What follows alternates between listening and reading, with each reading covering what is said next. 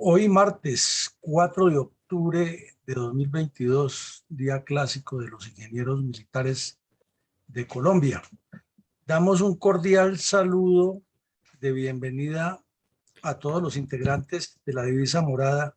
y a todas las personas que nos sintonizan en este momento en directo en la sala Zoom y a quienes nos sintonizan por Facebook y por las demás redes sociales de la Fundación Excelencia, Liderazgo y Transformación. Para el episodio del día de hoy tenemos en la reconstrucción de la memoria histórica aún no contada del conflicto armado en Colombia, un evento muy importante que es la reconstrucción de la Operación Magno que realizaron de manera conjunta el Ejército Nacional y la Fuerza Aérea Colombiana contra una cuadrilla de las FARC en la vereda La Cruz de Segovia, Antioquia, en septiembre de 2015. Operación importante por la contundencia con que se golpeó esta estructura y por la demostración a Colombia y al mundo que cuando se quiere, se puede. Y que desafortunadamente en una época en que el presidente Santos, ansioso de conseguir un premio Nobel de Paz, le cedió muchos espacios a los terroristas de las FARC y por el asesinato de unos soldados en el Cauca vino una nueva oleada de acciones eh, militares contundentes contra este grupo criminal en distintas regiones del país, y este es uno de los hechos emblemáticos y que llena de orgullo a Colombia por la fortaleza moral de sus tropas y por no abandonar el cumplimiento de la misión pese a los altibajos de la dirección política y la forma errada como el señor Santos manejó todos los procesos de guerra y paz durante su gobierno, ya que estaba más interesado en un premio Nobel de Paz para él que en resolver el tema del conflicto armado en Colombia. Adelante, mi coronel. Mi coronel, es muy trágico y vergonzoso el delito del secuestro para su explotación de niños por parte de las guerrillas del Partido Comunista. Triste situación que es una dolorosa realidad en Colombia. ¿Cuál es la posición de la Fundación Excelencia, Liderazgo y Transformación respecto a este crimen tan inhumano de las terroristas FARC y del ELN contra la vulnerable infancia colombiana, en este caso específico en el departamento de Antioquia? Mi coronel, la Fundación Excelencia, Liderazgo y Transformación tiene una posición muy clara, concreta y contundente, directa, crítica contra los terroristas de las FARC, el ELN, el EPL y las mal llamadas autodefensas como ilegales o grupos paramilitares. Y es que condenamos tajantemente que se recluten niños para conducir sus guerras particulares por el narcotráfico y por la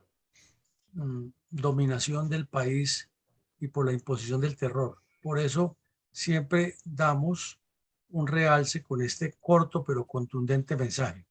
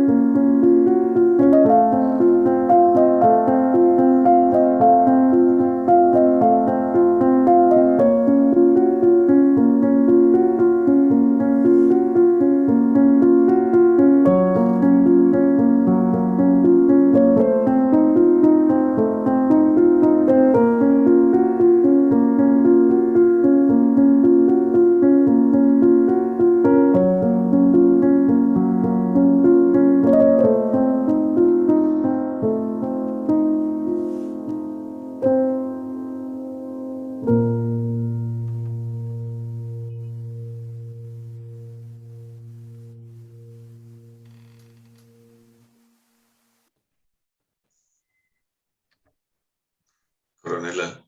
Alarcón. Sí, señor. Estoy esperando que terminara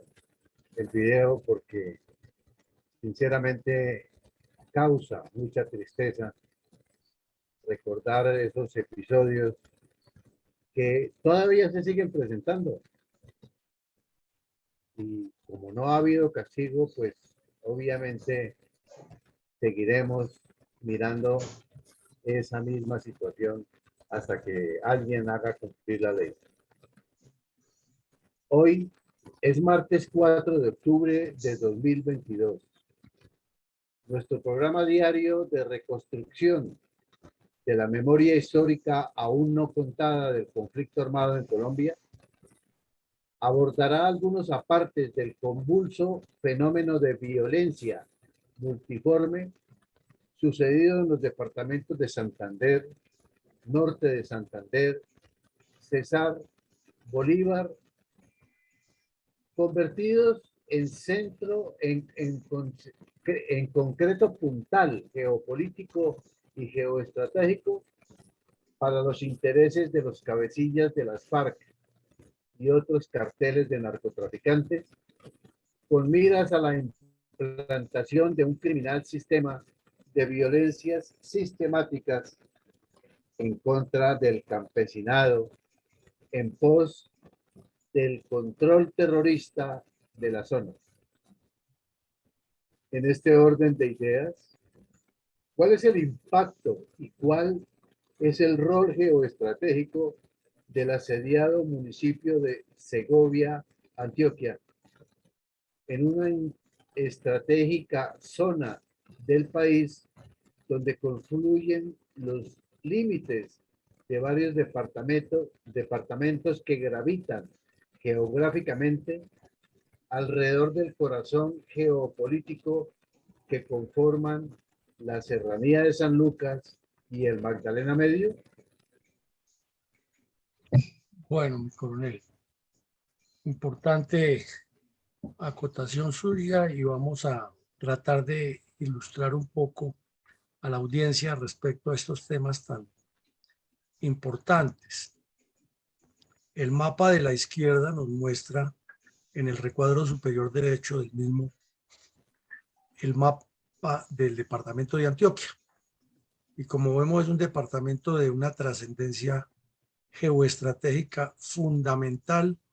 para la República de Colombia, para su territorio y para todos los procesos que allí se gesten, que surjan en todos los órdenes, político, económico, social, cultural. Pues es un departamento que tiene costa sobre el Océano Atlántico, costa sobre el Mar Caribe más exactamente, que prácticamente limita con la República de Panamá. Solo es cruzar una pequeña formación del terreno en el Darién y queda ya en Panamá, que limita con la zona selvática del Pacífico en todo su suroccidente con el departamento del Chocó, que llega al centro del país en la riquísima y ubérrima región cafetera, que por el norte limita con las sabanas de Córdoba, donde hay bastante ganadería y explotación un poco al nororiente de las zonas mineras y los yacimientos de oro y la riqueza petrolera en límites con Santander, que bordea con el río Grande de la Magdalena, donde se ha gestado nuestra historia, y que por el suroriente limita prácticamente con el departamento de Cundinamarca y con el departamento de Boyacá, que son los departamentos centro del país. Y al oriente con el departamento de Santander, donde se gestaron muchos de los procesos preindependentistas e independentistas y postindependentistas. Como vemos, la historia del departamento de Antioquia está relacionada con su ubicación geográfica y con su proyección económica y con la templanza y la pujanza de sus gentes. Y que para el caso específico del municipio de Segovia, desde la época de la colonia que se inició la explotación aurífera en la región, tuvo una característica y fue la presencia ambulante de muchas personas y una ubicación privilegiada también para la gestación de diversos procesos económicos, sociales, políticos y culturales. Ahora, al ver la ubicación tan importante del departamento de Antioquia, que también limita, nos faltó decirlo, en esta región del nordeste con el departamento de Bolívar y llegar a la zona central, sur, perdón, de ese departamento y tener prácticamente una dependencia geopolítica y geográfica de no solo del valle del Río Grande de la Magdalena, ya en la parte donde comienza el Bajo Magdalena, sino también con la serranía de San Lucas, por ser cubierto en su mayoría por la montaña que caracteriza la cordillera central. Este municipio de Segovia, Antioquia, tiene una incidencia importante en la subregión que lleva el nombre de Nordeste Antioqueño, ya que está bañado por varios ríos muy conocidos y muy importantes para la agricultura y para lo que ha sido el proceso económico de esta región. También tenemos que el municipio de Segovia tiene en su cercanía a ríos tan importantes como el Nechí y el Bagre, que bañan esa región, que está muy cerca del río Cimitarra, y todo tiene que ver también con el río Magdalena, que es la corriente principal a donde llegan todos estos ríos. Y si miramos sobre el mapa, en la parte semiondulada al occidente, o noroccidente, mejor, de Segovia, pues está ubicado el valle del Bajo Cauca antioqueño y limita precisamente con los departamentos, con los municipios del departamento que integran la zona del Bajo Cauca, toda una región minera. Y para simbolizar la pujanza de sus gentes y también demostrar el abandono en que, en contraste con la riqueza, con el oro que ha producido a lo largo de la historia toda esta región, se ve la pobreza que todavía viven los campesinos, como esta foto que es del año 2021, un campesino transitando en su equino por la zona rural del municipio de Segovia, en una zona donde todavía las carreteras son muy primarias y el fangal es grande y complicado para vivir allí, debido a que es una zona bastante lluviosa y de tierra muy arcillosa, por lo que por la naturaleza tiene oro, y esa es la característica de las zonas auríferas. Al mirar una foto, una panorámica exterior del municipio, se nota de oriente a occidente como en el occidente del municipio están las estribaciones de la cordillera central, las estribaciones orientales de la cordillera oriental, y cómo el municipio se ha construido sobre un terreno ondulado, no muy bien elaborada el plan de ordenamiento territorial, sino se nota que ha sido construido con el paso del tiempo de manera irregular. Y vemos en la zona rural cómo se deforesta y se destruye la naturaleza con la minería legal e ilegal, sin que haya reforestación ni procesos de recuperación del medio ambiente, ni un proceso amigable en ningún sentido con esa explotación minera que viene deteriorando las zonas rurales de Segovia desde su nacimiento, desde su conocimiento en la época de la colonia, de que allí había oro, cuando los españoles forzaron a los indígenas a que les entregaran todo lo que tuvieran de oro, so pena de matarlos. En la parte inferior vemos en uno de los corregimientos, son varios los corregimientos del municipio, todavía en un estado de pobreza y de abandono, las calles sin pavimentar. Naturalmente no debe tener sistema de aguas negras bien organizado, pero así se ha venido construyendo. Y llama la atención al mirar aquí en la parte izquierda de la foto, que a pesar de la pobreza y el abandono en que se vive, no falta la antena de televisión por cable, que eso sí es uno A. Y al mirar las calles del municipio, pues se nota que no es plano, es ondulado, que ha sido construido sobre breñas como la mayoría de los municipios andinos colombianos y que todavía existen las tejas de zinc viejas y las construcciones de ladrillo hechas de manera irregular y las calles construidas luego de que las personas fueron ubicándose en su región y no por un plan de ordenamiento territorial. Como vemos, una zona bastante convulsa, violencias históricas, guerrillas liberales, guerrillas comunistas, enfrentamientos entre conservadores y liberales, fuerte origen tripartidista, posicionamiento fuerte del Partido Comunista en la época de los 60 y los 70 en adelante, un tiempo bien largo gobernados por la UP y con los conflictos que sobrevinieron después por el narcotráfico. Y así Segovia se ha mantenido en medio de la violencia de una población humana muy flotante por la búsqueda del oro y los enfrentamientos y los delitos de sangre que suelen suceder en este tipo de regiones donde no hay una institucionalidad fuerte y le ha correspondido a las fuerzas militares y la policía enfrentar todas esas dinámicas violentas sin tener la solución definitiva a un problema que es político y social y no solo de seguridad. Adelante, mi coronel. Mi coronel, ¿cuáles fueron los antecedentes generales y estratégicos de las sangrientas incursiones de las FARC contra los habitantes de Segovia? En otro episodio dantesco de los permanentes crímenes de este grupo narcoterrorista contra los habitantes de muchos municipios colombianos.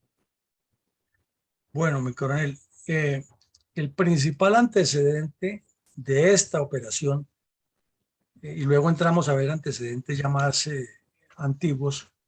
fue que estando en plenas conversaciones de paz en Cuba, entre el ELN y las FARC, el presidente Santos, buscando agilizar que le otorgaran el Premio Nobel de Paz, le cedió a los bandidos prohibiendo o deteniendo los bombardeos contra los campamentos, que era la fuerza que los tenía contra la pared, que era la que no los dejaba avanzar. Y de remate, la inteligencia militar estaba trabajando de una forma muy sinérgica y ubicaba muy rápido esos campamentos, esos sitios, y era seguido. Operación exitosa contra los bandidos de las FARC y del ELN en distintas regiones de Colombia. Entonces, ellos veían que su trama de negociar en medio de la guerra no les estaba funcionando, porque además en cada golpe que se les propinaba siempre había una afectación al negocio del narcotráfico. Y esto significa que los carteles de las drogas mexicanos, que tienen mucha relación con las FARC y tienen un pedido grande de Estados Unidos, buscaron que en la mesa de conversaciones se presionara al señor Santos para que prohibiera los bombardeos, porque eran bombardeos muy seguidos, que hayan 10, 15, 12, 14, 17 terroristas, y eso les afectaba, pues obvio, la producción de la droga y la presencia permanente de las tropas en las regiones, les afectaba también los cultivos. Entonces, en respuesta a que Santos les cedió, suspendiendo los bombardeos, una patrulla indisciplinada de la tercera división del ejército en el Cauca se metió a dormir y a vivir varios días en un coliseo comunal de una vereda en un municipio caucano. Y en retaliación los bandidos los sorprendieron y asesinaron a 11 soldados. Eso produjo una indignación nacional grandísima. El Centro Democrático financió en varias ciudades del país la colocación de coronas con flores. Aquí en Bogotá, en el Cantón Norte, donde linda el Cantón Norte con la carrera séptima en el sector occidental del cantón, es decir, donde queda la capilla de Cristo Rey y donde está la antigua entrada a la Escuela de Infantería, fueron colocadas muchísimas coronas de flores y de mensajes a favor de las fuerzas militares y de rechazo completo a las FARC y al gobierno Santos. En Cali sucedió lo mismo, en Medellín, Barranquilla, Bucaramanga. Entonces, Santos se vio forzado a retomar los bombardeos y le causó varias bajas a las FARC, inclusive la de un bandido que estaba en Cuba, que había sido muy conocido, uno alias Martínez, que ha sido muy conocido porque fue quien hizo varios shows con Piedad Córdoba para liberar a secuestrados, porque tenía unos antecedentes de ser uno de los criminales con más prontuario en el bloque sur de las FARC. Y este se había venido desde Cuba a supuestamente hacer pedagogía del proceso de paz, que era otra imposición que han hecho para mantener los contactos del negocio del narcotráfico, lo disimulaban de esa manera, y entonces los terroristas que estaban en Cuba viajaban a Colombia protegidos por el Estado para que los capturaran acá, no les pasara nada y venían a reorganizar todo lo que estaban montando. Y en un bombardeo a la cuadrilla 29 en el Pacífico, allá cayó ese delincuente con otros más. Entonces las FARC dijeron que se iban a retirar de la mesa. El país le dijo a Santos, retírese de la mesa, que estos bandidos no. Pero como él tenía el afán de ser premio Nobel, ahí fue cuando envió a la canciller y al hermano a Cuba. No se sabe qué componenda hicieron y de un momento a otro las FARC aceptaron que avanzaban en la firma del acuerdo y ya todo de ahí para adelante fue paz y amor entre ellos. Entonces, eso en lo específico. En lo general, el nordeste antioqueño tiene una larga historia relacionada con su proceso socioeconómico que acabamos de ver, que influye muchísimo en la violencia. Las fuerzas militares identificaron rápido el accionar cuando las FARC cambiaron de método. Recordemos, el señor Cano dice en el 2008, tras la muerte de Tiro Fijo, que hay que volver a la guerra de guerrillas y a las milicias porque no podían darla blanco a la Fuerza Aérea con grupos grandes como ocurrió en Hato Corozal, en Puerto Rico Meta y en Puerto Lleras, que fue lo más visible de cuando moviéndose una gran cantidad de bandidos fueron bombardeados y eliminados, y que lo veíamos la semana pasada. En solo 3 días de acciones murieron más de 120 bandidos por acción de las fuerzas militares, en especial de los bombardeos de la Fuerza Aérea. Entonces era un dolor de cabeza que ellos tenían y buscaban de manera política y por medio de todos los contactos suprimir los bombardeos contra los campamentos. Y últimamente se inventaron el cuento de que las fuerzas militares son los culpables porque en los campamentos hay menores de edad, como si fueran las fuerzas militares los que los hubieran llevado para allá o los que los volvieran terroristas, o como si esos menores de edad con un fusil no matan y secuestran y roban y destruyen igual que los otros que son mayores de edad. Eso sí no lo dicen. Entonces se inventaron el plan Renacer, que era volver a los grupos pequeños, al trabajo de milicias y a la acción guerrillera de golpear y salir rápido del área. Pero la inteligencia de la Fuerza Aérea llegó fue a los campamentos. Entonces no ganaban mucho con hacer la acción pequeña porque la inteligencia los ubicaba en los campamentos y allá llegaba la Fuerza Aérea y los golpeaba con tanta potencia. Entonces, esa nueva respuesta de las fuerzas militares fue muy efectiva y a Santos le garantizó jugar con la doble moral. Él es de doble moral permanentemente, pero allí les podía jugar con la misma moral de que ustedes dicen que quieren la paz, entonces como estamos en dificultad, se autorizan los bombardeos y los tenía buscando que se dieran y ellos buscando que él se diera, manejándolo políticamente en el orden internacional. La actividad armada del bloque Magdalena Medio comenzó a crecer. No es que no existiera antes, recordemos que allí se gestan en esa región los mal llamados paramilitares precisamente por la acción criminal del bloque Magdalena Medio y todo lo que ocurrió. Pero a partir de la dinámica del Plan Renacer, encargada a Timochenko y a Pastor Alape, que eran muy cercanos a la línea de pensamiento de Cano, incrementaron todo tipo de acciones criminales que ya venían cometiendo en el Magdalena Medio de vieja data, pero que eran más visibles por el ELN, que fue siempre su zona y sigue siendo hasta hoy.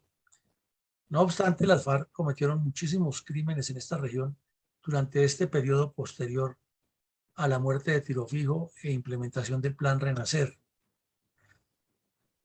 Como lo hemos visto en 2 episodios anteriores, para llegar a este episodio inciden muchísimo la baja de Juan Carlos, miembro del secretariado de las FARC, y lo veíamos ayer, la captura de la ñoña, que era la persona más cercana a Pastor Arape y a Timochenko, y que era la encargada de realizar los abortos a cientos de guerrilleras que quedaban embarazadas, y ella, igual que Victoria Sandino, les practicaba los abortos. La ahora honorable senadora Victoria Sandino, la abortista Sandino. Esto significa que el Magdalena Medio, como todas las regiones donde estaban concentradas las FARC, vivió una transición de conflicto entre la seguridad democrática que los golpeaba con todo y tenía una contundencia, a esa doble moral y a esa sismosidad que se presentó contra las FARC durante las conversaciones en Cuba. Y obviamente pues el bloque Magdalena Medio, por ser parte de las FARC, no iba a ser la excepción de esa dinámica ambivalente y de esa falta de claridad del señor Santos, que solo pensaba en él y en su premio Nobel de Paz. Lo hemos explicado todos estos días, pero hay que resarcirlo porque eso debe quedar bien claro en la mente de nuestros oyentes. Es que con el Plan Renacer, el señor Alfonso Cano dio instrucciones precisas a todos los bloques de frentes, a todas las cuadrillas, compañías móviles y compañías y escuadras y grupos en formación de las FARC, que ante todo era fundamental darle mayor dinámica, mayor ímpetu, mayor impulso a la insertación de células del Partido Comunista Clandestino y del Movimiento Bolivariano Clandestino y milicias bolivarianas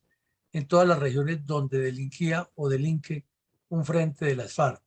Eso es fundamental, y para el señor Cano era más importante construir esas bases de apoyo guerrillero que una acción guerrillera de ir a asaltar un pueblo, de atacar una policía o robarles un fusil o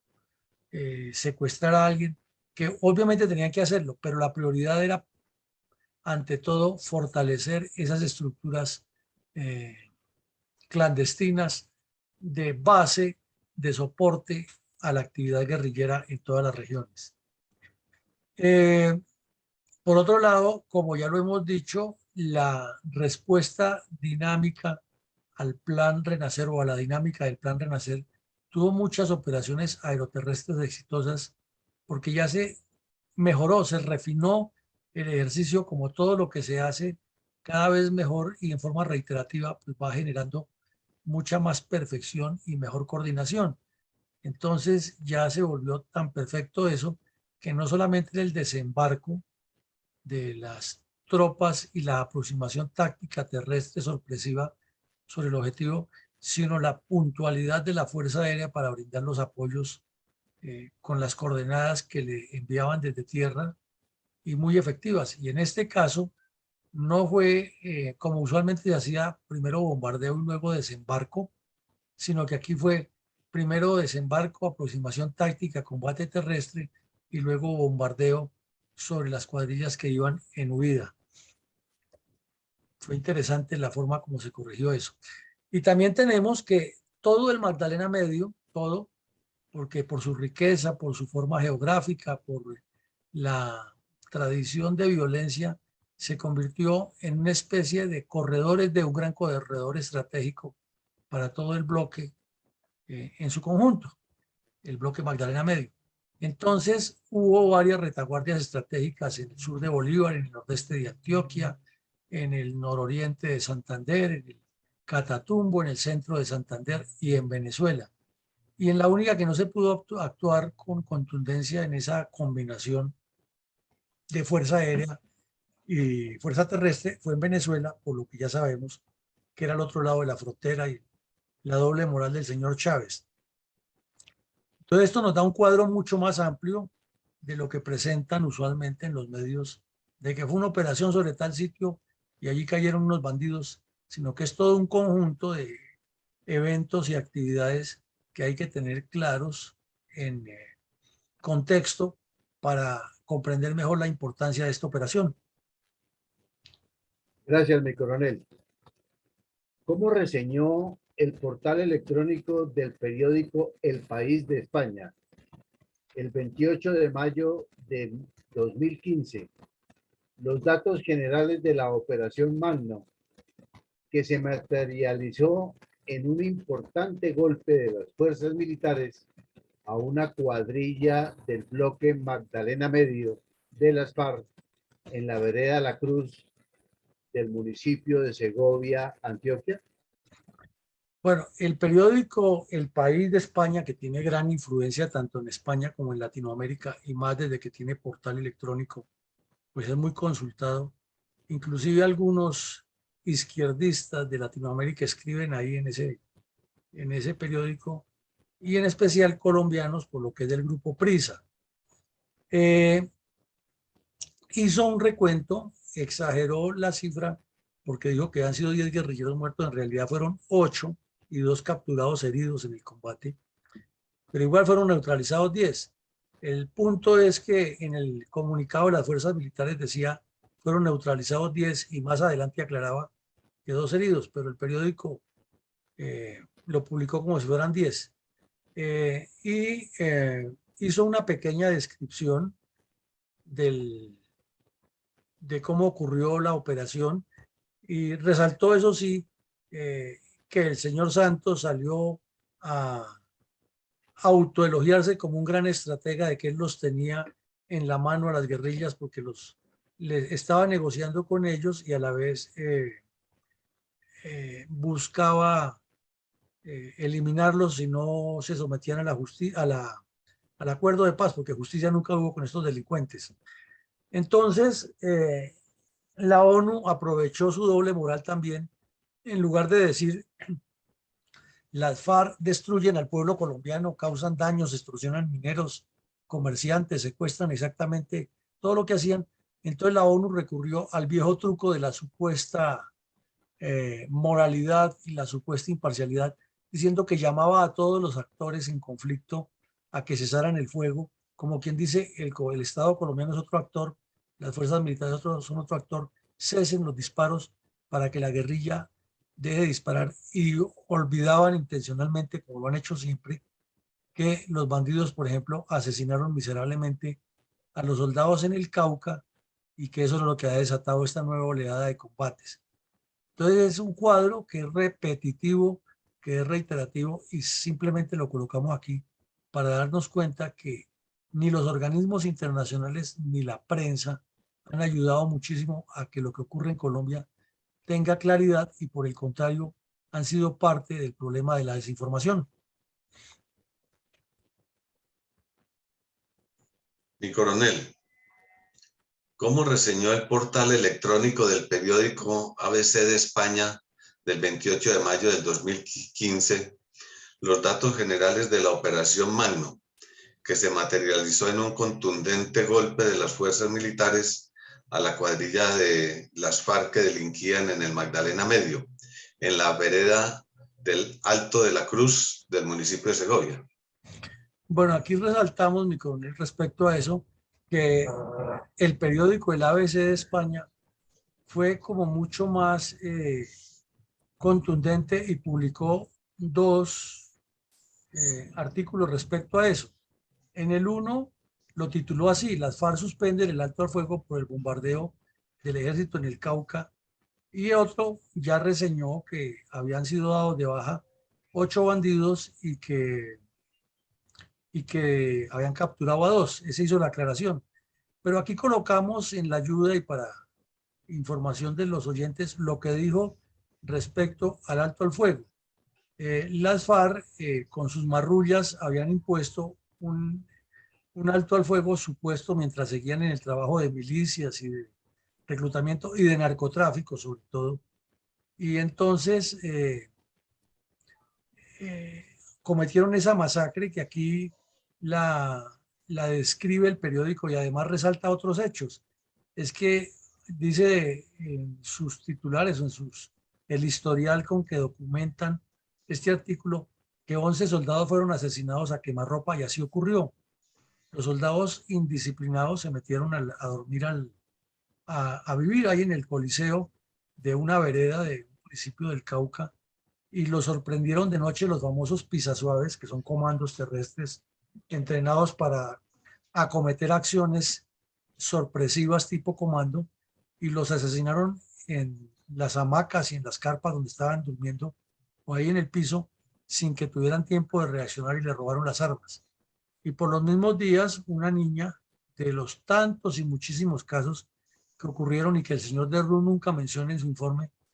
de una niña que murió tras pisar una mina antipersona,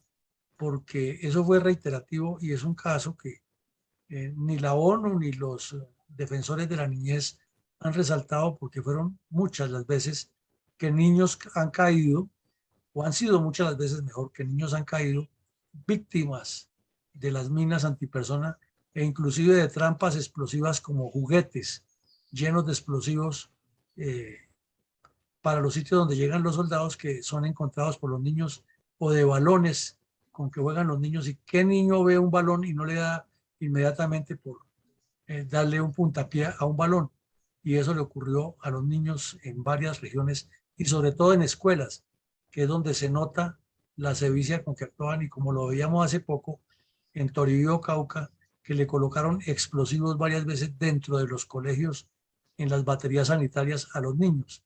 Entonces, eso lo resaltaba el portal de ABC, y resaltaba también que para Santos era un golpe, un revés en su popularidad. Le cuestionaba todo lo que ocurrió, pero resaltaba también que en el bombardeo de la cuadrilla 29 cayó el cabecilla que estaba en Cuba. Por lo demás, la especulación de siempre, que 8.000 bandidos, que la ONU, que estamos en el momento de la paz, que, bueno, todo eso que se dijo tantas veces y que fue motivo de los medios de comunicación para la publicidad. Y aquí resaltan también que cayeron 26 terroristas en ese bombardeo, y que la respuesta de las FARC también fue el asesinato de 11 policías en la estación de Gorgona, eh, cuando los sorprendieron de noche y los policías estaban únicamente con arma corta porque su función era otra, de defensa de la naturaleza, y las FARC hicieron una incursión en una lancha hasta el lugar, les cayeron de sorpresa y los asesinaron de la misma manera que han asesinado a los soldados en el Cauca. Como ven, fue una dinámica de crímenes que, por la costumbre del país de escucharlos o verlos por las noticias, no se le dio la trascendencia que eso tiene, pero que en su momento obligó al débil gobierno de Juan Manuel Santos a retomar los bombardeos, y por eso ocurrió, entre otros, la operación que estamos viendo magno en Segovia, Antioquia. Gracias, mi coronel. Esta es una pregunta que nos seguimos haciendo y nos seguiremos haciendo hasta que no encontremos una solución. Si las FARC supuestamente firmaron la paz con el gobierno Santos en 2016, ¿por qué se agravaron los hechos de violencia en el nordeste antioqueño denominados protesta social? Sí, esa es una pregunta complejísima, coronel, pero que además demuestra la correlación directa que niegan unos y otros entre las FARC y los sindicatos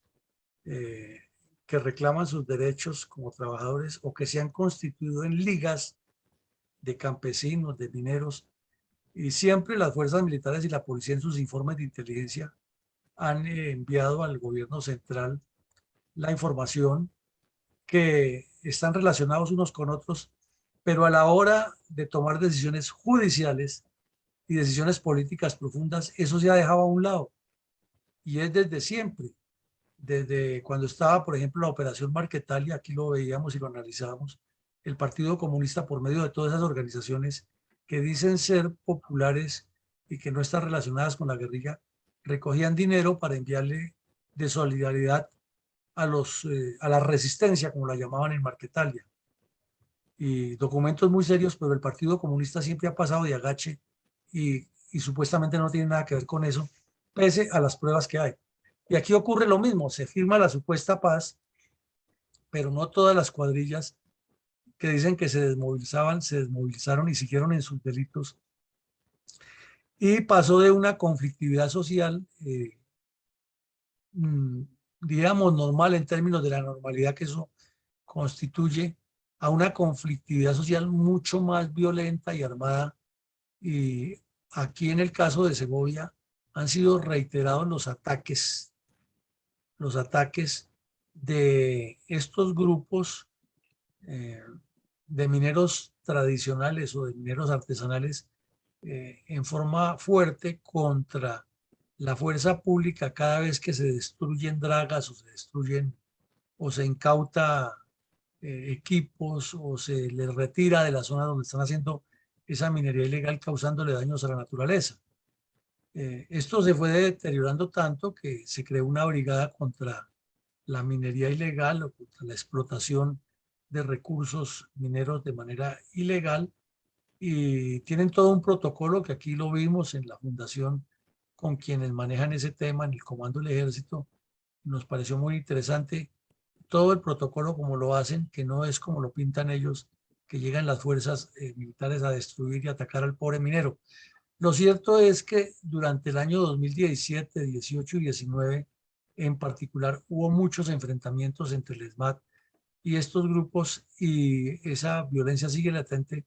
y coincide con la pregunta que se hace mi coronel. Si todo eso se firmó la paz y era una nueva dinámica, ¿por qué todo este choque laboral se aumenta y fuera de eso se incrementa durante el gobierno de Duque, instigado hasta por parlamentarios de izquierda? ¿Cuál es la ligazón? ¿Qué es lo que eso existe ahí? Esa es la gran duda y es lo que da a entender que es un plan estratégico muy bien articulado y que son una sumatoria de medidas, de estratagemas orientadas a continuar con la lucha hacia la toma del poder y con la manipulación, sobre todo, de estos grupos a quienes infiltran, y no todos los mineros están cercanos a las FARC, pero los que los dirigen o los que se insertan con guerrilleros dentro de las protestas los fuerzan a participar en esos choques. Esa podría ser una explicación, mi coronel. Mi coronel, en años anteriores, en septiembre del 2021, el periodista Holman Morris realizó un publireportaje periodístico justificatorio creando una imagen de heroísmo de los cabecillas de las FARC. ¿Cuáles fueron los mensajes de los terroristas publicados por el periodista proclive a los criminales y que años después fueron descubiertos en las memorias de los computadores del bandolero Raúl Reyes y que las Cortes rechazaron en un acto de solidaridad con el criminal y en general con ese grupo terrorista? Sí, mi coronel, este señor Holman Morris, que tenemos entendido que ni siquiera se llama así, sino que se cambió su nombre para ponerse un apellido europeo. No le gustaba el apellido que tenía aquí de origen muisca, seguramente. Ha sido una persona difícil, ha sido un militante abierto de la izquierda. Él ha hecho es periodismo de izquierda, no periodismo serio. Y en los computadores de Raúl Reyes aparece reseñado varias veces como no mediador, sino como en apariencia cómplice de las FARC para la liberación de Ingrid Betancourt en una serie de contactos que necesitaba Raúl Reyes con la embajada francesa y con un delegado que tenía la Unión Europea en esa búsqueda de la liberación de los secuestrados entre las guerrillas y el gobierno colombiano y, lógico, la Unión Europea. Luego, este señor apareció haciendo campaña con Petro y fue concejal de Bogotá por la Colombia Humana, pero también dirigió el canal Capital, que lo financian los contribuyentes de la capital de la República. O sea que son dineros públicos. Y los 4 años de Petro en la alcaldía, este señor le hizo la campaña más abierta al terrorismo comunista. Todas las emisiones que hacía casi a diario sobre el tema de la violencia en Colombia eran una exaltación al comunismo armado, una exaltación a la violencia, y luego, como decimos, fue concejal de Bogotá y sonó hasta de fórmula vicepresidencial de Petro, luego no se sabe qué dificultad tuvo y en apariencia está un poco distanciado de este señor. Lo cierto es que volvió a su oficio del periodismo, pero no de periodismo serio e investigativo, sino de periodismo sesgado. Y apareció en varios campamentos de la guerrilla, este es uno, con los bandidos del bloque Magdalena Medio, haciéndoles unos entrevistas que parecen más publireportajes que entrevistas, porque están más orientados a hacer una exaltación de la lucha criminal de estos delincuentes que en poner en primer plano los daños que causan. Eso no lo menciona para nada, sino siempre resaltando que el comandante, que están en guerra, que van a cambiar, que se reunió con dos, que tienen poderosas armas, que el gobierno no les ha cumplido, pero no menciona los crímenes que cometen ni los nexos con el narcotráfico. Entonces, no es un periodismo serio, pero tiene bastante publicidad. Y en ese momento se les prestó precisamente para lo que dice ahí el titular, que las FARC decían que vendrían golpes contundentes contra la oligarquía. Y uno de esos golpes había sido el atentado contra la vida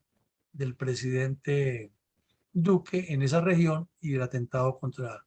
la vida de varios miembros de las fuerzas militares y de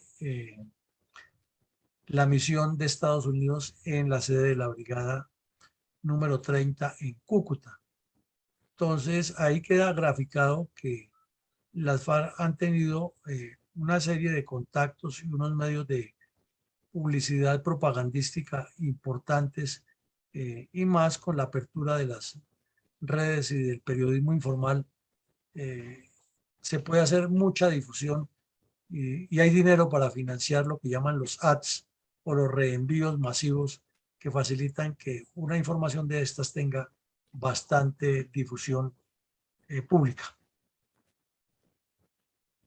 Mi coronel, ¿está el narcotráfico detrás del paro armado y los asesinatos de miembros de la policía, incluidos los ocurridos en Segovia, Antioquia, a finales del gobierno Duque y la llegada de la administración Petro? Claro, mi coronel, es que el narcotráfico es el combustible de toda esta violencia y si no tuvieran narcotráfico no se financiarían. Y en esta zona tienen narcotráfico y minería ilegal, las dos. Y extorsión a mineros formales y extorsión a comerciantes y a ganaderos y zona controlada por ellos y cultivos e inversiones con fachadas. Entonces todo un esquema financiero el que han tenido y han refinado en esa región. Pero aquí en los días anteriores a la entrega del poder de parte del presidente Duque al señor Petro, ocurrieron muchos hechos violentos, varios asesinatos de policía a sangre fría en toda la región y el peor de los casos, el más grave es que asesinaron a un señor o lo amordazaron, lo metieron en el vehículo y le prendieron candela. Y la información fue disímil al principio, pero luego se aclaró cómo ha sido y lo incineraron dentro del vehículo. Y todo eso, las milicias de las FARC en llave increíble con las milicias o con los grupos de narcotráfico que delinquen en la región con quienes eran enemigos a muerte. Entonces allí se ve una fenomenología es de barbarie, de violencia por la violencia y de causar tal desazón al gobierno Duque para tumbarlo o para desprestigiarlo en su última etapa y daría la sensación para presentar una forma de presión o quien creyera de cercanía con algunos sectores de la candidatura del señor Petro con el fin de entrar empoderados para negociar lo que llaman la paz total. Esa duda quedó y está por resolverse, pero es muy sintomático que haya ocurrido esa oleada de violencia al final del gobierno Duque e inmediatamente se posicionó Petro, se acabó esa violencia eh, en esa forma y ya siguieron fue en los asesinatos que son usuales dentro de los procesos de narcotráfico, como los que han aparecido asesinados en vehículos o amordazados o esas masacres directas, pero este tipo de violencia contra la fuerza pública del Plan Pistola y ese tipo de incendios y de acciones tan atroces pararon inmediatamente que el señor Petro subió a la presidencia y fueron muy marcadas en los últimos días del gobierno Duque. Eso tiene que tener alguna explicación que está por darse. Mi coronel, ¿cuál es la relación de las FARC, supuestamente disidentes del partido llamado Los Comunes, con el atentado terrorista contra el CAI en Bogotá? Aquí vuelve y juega la misma dinámica, mi coronel. Las FARC, al final del gobierno Duque, fue evidente que estuvieron en la financiación de la, entre comillas, protesta social, porque además hay documentos que así lo prueban, pero ocurrió un hecho que fue bastante cuestionado por los medios de comunicación, porque en Bogotá, en el barrio, en el sector de Ciudad Bolívar, muy populoso y muy lleno pues, de personas de bajos ingresos y donde están, donde viven la mayoría de las señoras que trabajan como empleadas del servicio, los vigilantes, los aseadores, los albañiles, y donde hay gran consumo de drogas entre la juventud y hay mucha delincuencia, hay un gran desplazamiento de venezolanos. O sea, es una zona que históricamente ha sido el epicentro de la llegada y la aglomeración de muchos seres humanos en espacios pequeños con limitaciones económicas y eso genera conflictividad. Fue destruido un CAI, pero no solo que destruyó el CAI, sino que se afectó a varios niños, unos de ellos murieron y eso causó un repudio nacional e internacional. Y curiosamente la cuadrilla 33 de las FARC, o sea, los mismos que fueron formados, entrenados y estructurados por Timochenko y por Pastor Alape, que ahora dicen que están en disidencias y a los cuales el ilustrísimo periodista Holman Morris les hizo ese publireportaje que decían que iban a golpear a la oligarquía y no sé qué. Vinieron y golpearon a la oligarquía del barrio o del sector de Ciudad Bolívar, o sea, a los más pobres, y asesinaron a una gran cantidad de personas, entre ellos niños. Pero además de eso, estamos en el mismo periodo en que en Segovia están asesinando policías, en el Bajo Cauca, en Urabá, y que en retaliación a la captura del tal Otoniel, estos grupos criminales también cometen acciones en todas partes del país y le ponen precio a la cabeza de los policías y publican un poco de documentos. Aquí viene ese frente y destruye ese CAI y tienen la cachaza de reconocerlo y no pasa nada. Después de ese crimen tan atroz, el señor Petro ahora dice que hay que volver a negociar con ellos porque la paz es necesaria con semejante crimen tan atroz que lo reconocieron. Entonces, esa doble moral, ese doble juego es el que nadie entiende, pero que se nos olvidan los colombianos y el afán del día a día permite a los gobernantes hacer ese tipo de acciones de contubernio con la guerrilla en aras de la falsa paz total y en aras de que el señor Petro consiga su premio Nobel y se eternice en el poder por medio de una constituyente que es lo que él quiere.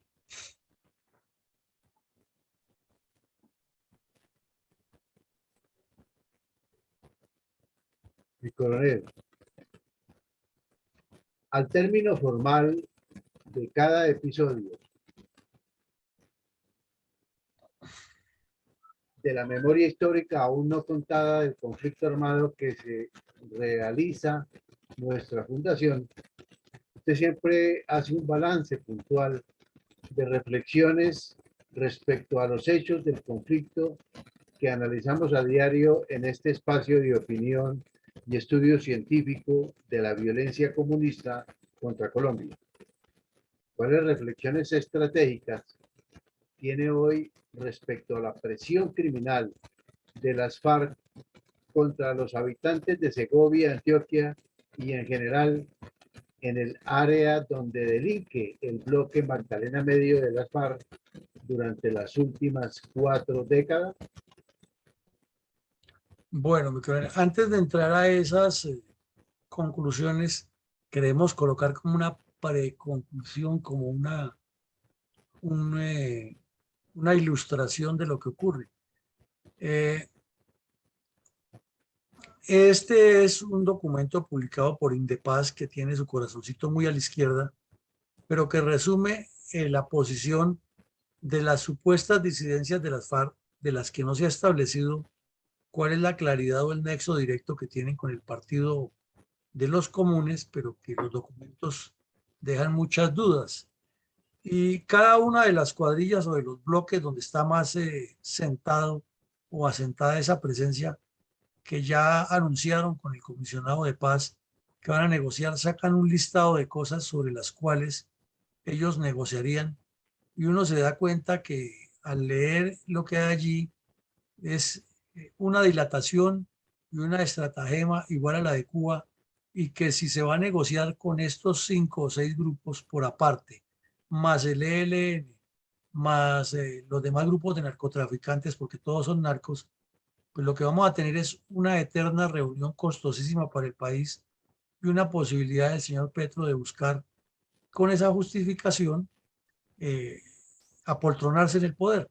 Y vemos lo que pide el bloque Magdalena Medio. Disposición, o sea, señalan que hay disposición del diálogo, que eso es parte del show. Y dice que construir la paz completa. Oigan eso, paz completa. ¿Qué es paz completa? Nadie lo sabe. Pero ahí es donde les da el espacio para decir es que no está completa, es que le falta esto, es que fue que, y ahí se alarga. Y dice que desde los espacios donde hacen presencia. Entonces,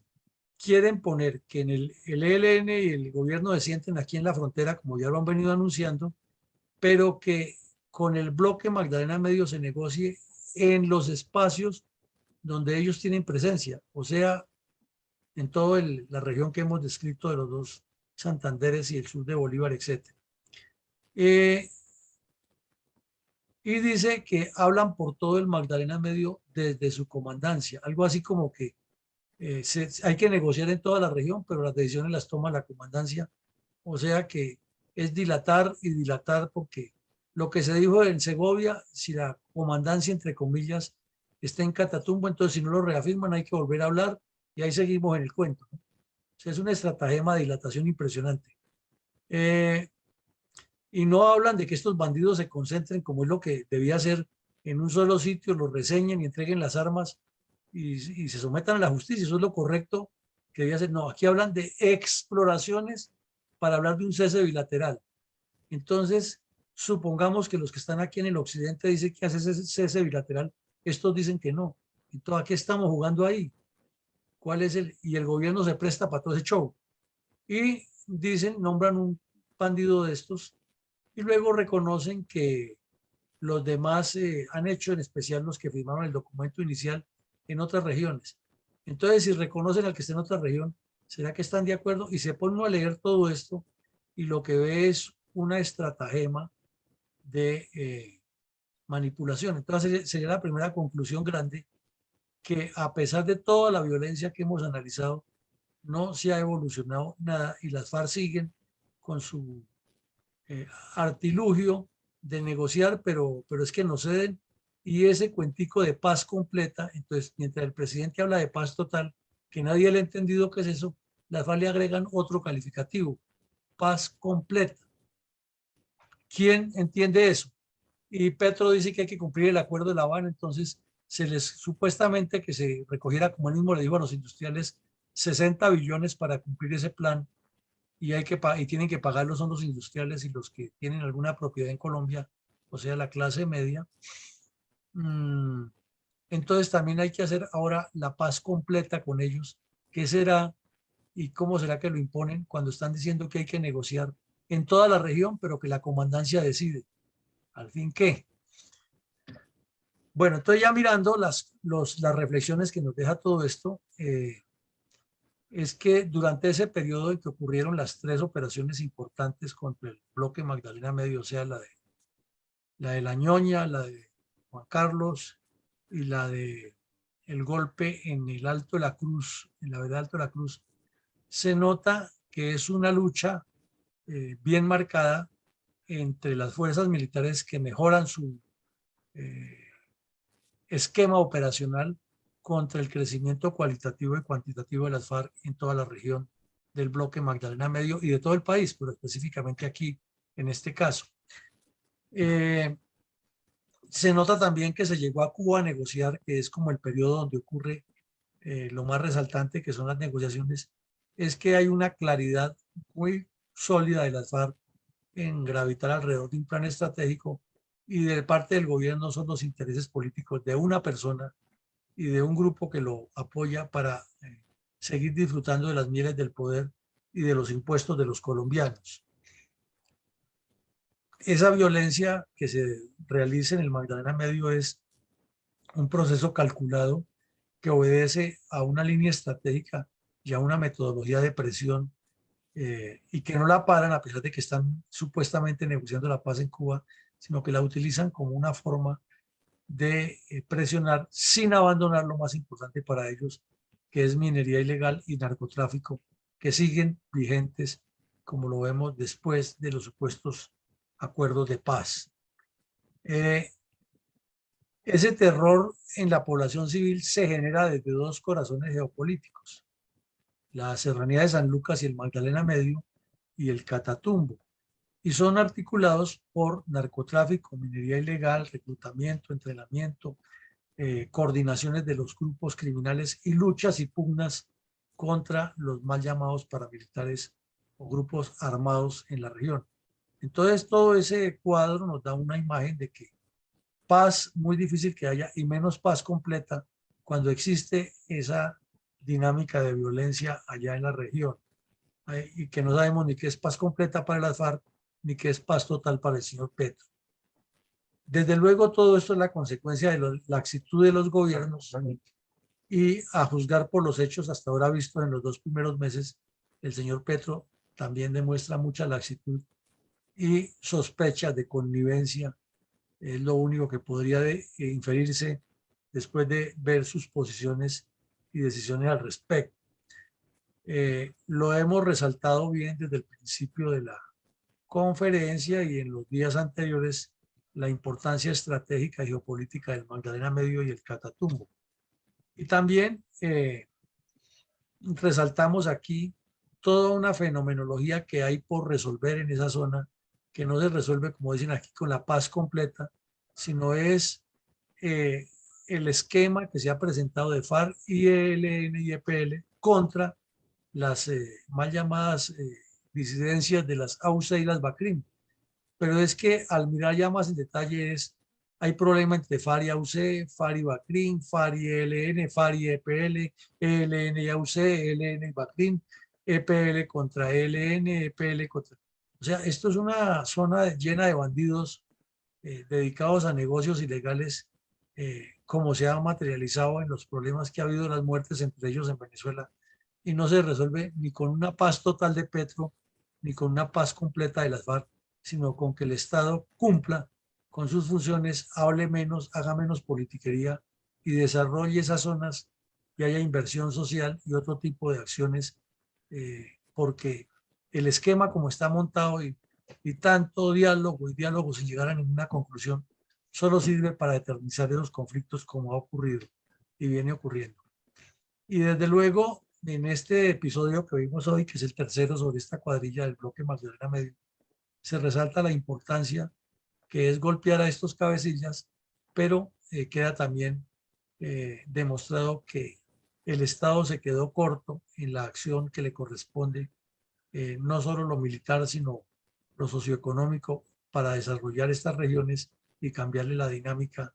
a la violencia por una construcción, un desarrollo integral mejor. Estas serían las conclusiones. Adelante, mi coronel González, con las suyas. Muchas gracias, mi coronel. Esto aquí, se nos disparó la... Correcto. Sí, mi coronel, este es una rica zona minera que, debido a la incompetencia de los dirigentes políticos, no ha logrado desarrollarse dentro de las inmensas posibilidades económicas que tiene, lo cual obligó al surgimiento de una economía ilegal que han aprovechado las emergentes fuerzas terroristas, que, debido a la ausencia de la autoridad armada legal, se posesionaron del área con la ley del miedo. Y todo eso debido a las restricciones que algunos mandatarios han puesto a nuestras Fuerzas Armadas. Por otra parte, las patrióticas tropas sí han cumplido la misión histórica de contener el terrorismo armado. Infortunadamente, las autoridades políticas no han correspondido al sostenimiento de la paz como es su deber. Y de esa forma, los esfuerzos y sacrificios de los soldados se han desperdiciado en forma desconsiderada,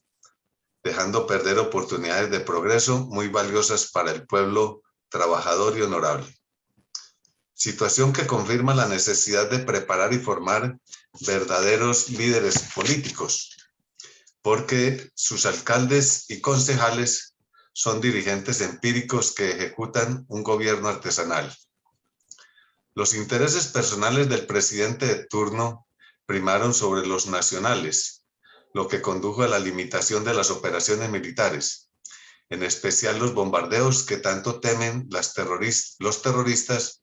porque les causan muchas pérdidas de tropas. El presidente de turno temía que los terroristas se retiraran de la mesa de negociación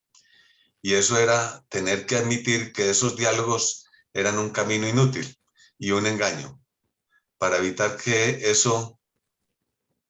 le diera preferencia a las exigencias de los delincuentes y que eso costaba mucha sangre de las tropas que se estaban empeñadas en su patriotismo. Fue tanta la presión militar que el máximo cabecilla FARC debió decidir un retorno o retirada a la táctica de grupos pequeños, dispersos, mimetizados en actitud defensiva y evadiendo el combate frontal, lo cual no logró, sino que por el contrario facilitó su propia baja del bandolero Alfonso Cano, un descabezamiento del principal jefe criminal. El sacrificio de los 11 soldados que fueron masacrados en el Cauca no quedó impune y los cabecillas negociadores debieron retornar a los diálogos.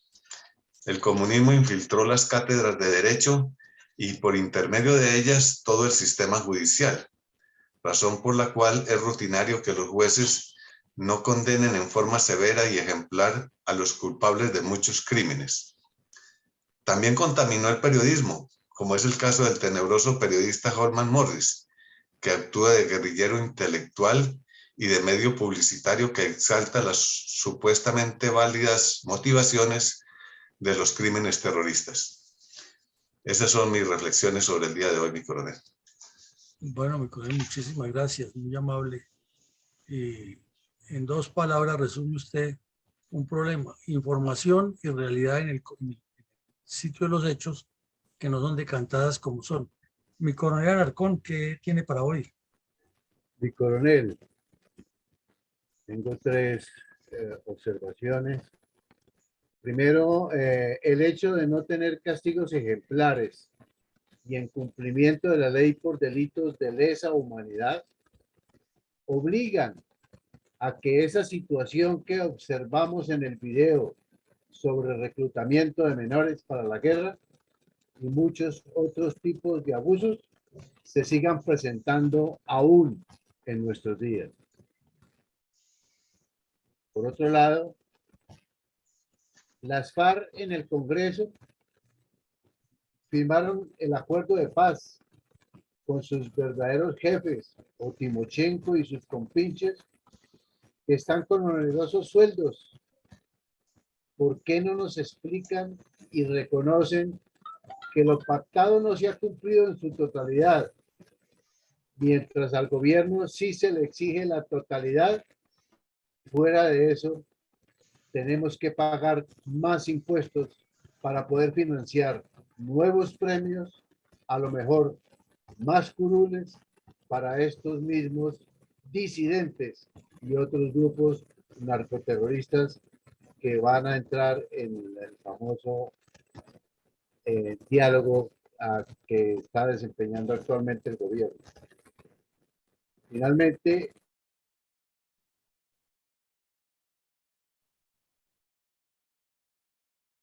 Adelante, mi coronel, que se le fue la señal.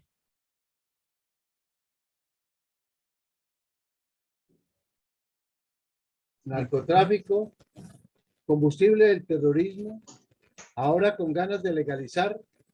a pesar de la gran cantidad de vidas inocentes que han arrebatado a nuestras familias de nuestra patria y contribuido con la descomposición social del país. ¿Por qué no se quiere seguir combatiendo? Muchas gracias, mi coronel. Bueno, mi coronel, muchas gracias. Entonces, usted nos deja también a reflexionar es cuál es la verdadera razón que hay detrás de todo esto, de que se le da tanta vuelta y tanta legitimación a los delincuentes que han causado muchísimo daño, pero no se concreta es por qué no se combaten con la fuerza del Estado como debía ser. Entramos al final, vamos a ver nuestro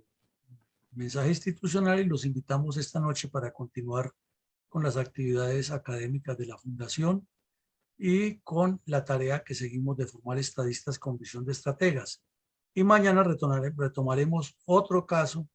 de la memoria histórica aún no contada del conflicto armado.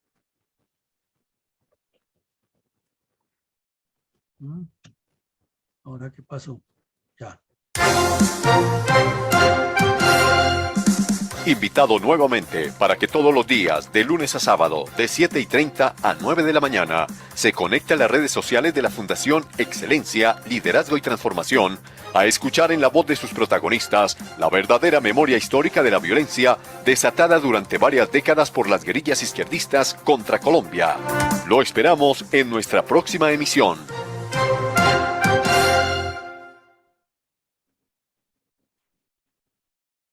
Bueno, mi coronel.